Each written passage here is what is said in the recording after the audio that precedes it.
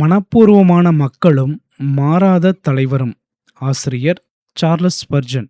Charles Spurgeon முழங்கிய இந்த உன்னதமான பிரசங்கம் சங்கீதம் அதிகாரம் 110 வசனம் 3 என்னும் மெசானியா வசனத்தை அடிப்படையாக கொண்டது.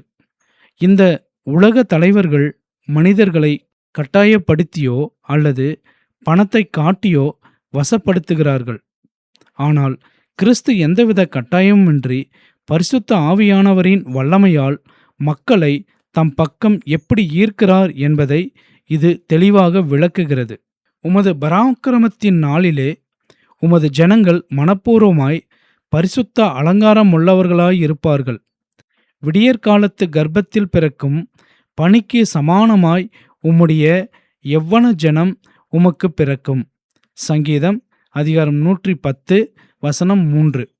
மேத்யூ ஆண்ட்ரி, டாக்டர் கில் போன்ற பல வேத அறிஞர்கள் இந்த வசனத்தின் ஆழமான அர்த்தத்தை கண்டறிய முயன்றுள்ளனர். இது கிறிஸ்து சிங்காசனத்தில் அமரும் ஒரு முடிச்சூட்டு விழா சங்கீதம். இதில் 2 பிரதான வாக்குத்தத்தங்கள் அடங்கியுள்ளன. ஒன்று கிறிஸ்துவின் மக்களுக்கு அளிக்கப்பட்ட வாக்குத்தத்தம், மற்றொன்று கிறிஸ்துவுக்கு அளிக்கப்பட்ட வாக்குத்தத்தம். பகுதி 1. கிறிஸ்துவின் மக்களுக்கு அளிக்கப்பட்ட வாக்குத்தத்தம். இந்த வசனத்தின் முதல் பகுதி தேவனுடைய மக்களை குறித்த 4 முக்கிய காரணங்களை விவரிக்கிறது: காலம், மக்கள், குணாதிசயம் மற்றும் தன்மை. 1. பரலோகத்தின் நாள். ஆத்துமாக்கள் இரட்சிக்கப்படுவது மனிதர்களின் திறமையினாலோ அல்லது போதகர்களின் சரளமான பேச்சிலோ நடப்பதில்லை.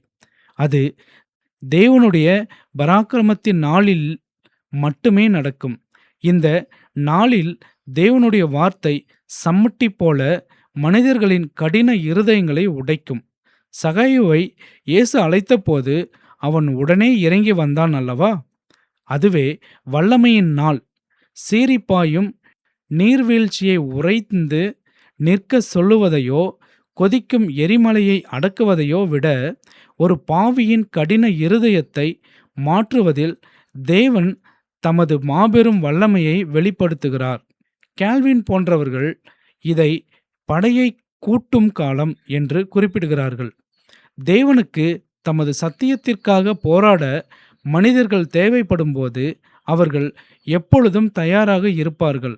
சகரியா அதிகாரம் 1 வசனங்கள் 18 முதல் 21 வரையில் கூறப்பட்டுள்ளபடி எதிரிகளின் கொம்புகளை முறிக்க தேவனுக்கு 4 தச்சர்கள் தயாராக இருக்கிறார்கள். அதுபோலவே தேவனுடைய படைகளின் நாளிலே அவருடைய மக்கள் போருக்கு எப்பொழுதும் ஆயத்தமாக இருப்பார்கள். 2. உம்முடைய ஜனங்கள். எப்பேற்பட்ட 2 காலத்திலும் கிறிஸ்துவுக்கு என்று ஒரு கூட்டம் எப்பொழுதும் இருக்கும். எலியா தீர்க்கதரிசி, நான் ஒருவன் மாத்திரம் மீதியாயிருக்கிறேன் என்று கதறிய போது தேவனை விட்டு விலகாத 7000 பேரை தேவன் தமக்காக வைத்திருக்கிறார். அதுபோலவே இன்றும் தேவனுடைய சபை ஒருபோதும் அழிந்து போகாது. உண்மையாக ஜெபிக்கும் ஆத்துமாக்கள் ஒவ்வொரு சபையிலும் இருக்கவே செய்கிறார்கள். 3. மனப்பூர்வமாயிருப்பவர்கள். இயற்கையாகவே மனிதர்களுக்கு தேவனிடம் வர விருப்பம் இருப்பதில்லை.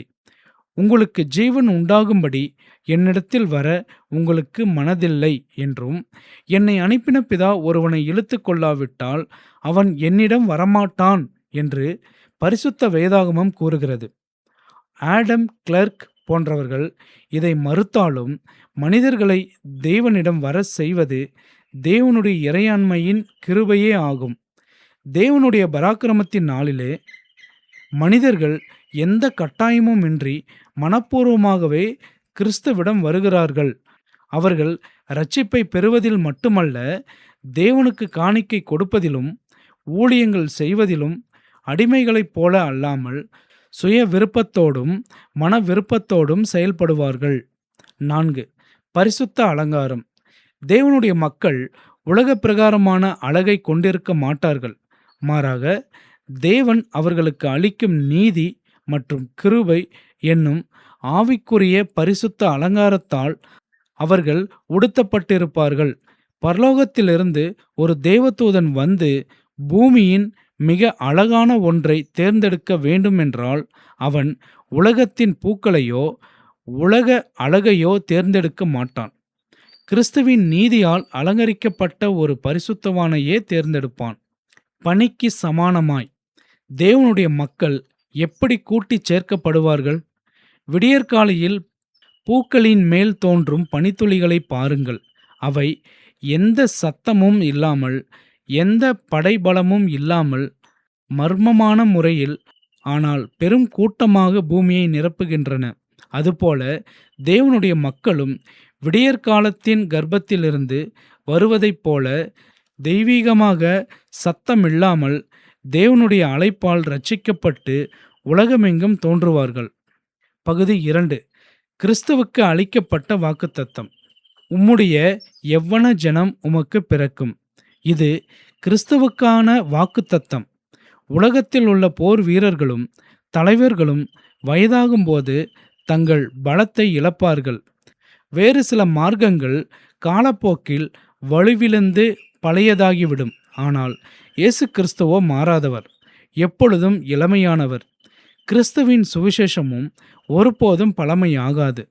பெந்தெக்கோஸ்தே நாளிலே 3000 பேரை இரட்சித்த அதே சுவிசேஷம் இன்றும் அதே வல்லமையோடும் இளமையோடும் இருக்கிறது. அப்போஸ்தலனாகிய பவுலோ பேதுருவோ பிரசங்கித்த காலத்தில் பரிசுத்த ஆவியானவர் எப்படி செயல்பட்டாரோ இன்றும் அதே ஆவியானவர் செயல்படுகிறார். இன்று சிலருக்கு சுவிசேஷம் சலிப்பை தருவதற்கு காரணம் அது மஞ்சை இல்லாத வறண்ட எலும்புகளைப் போல பிரசங்கிக்கப்படுவதே ஆகும்.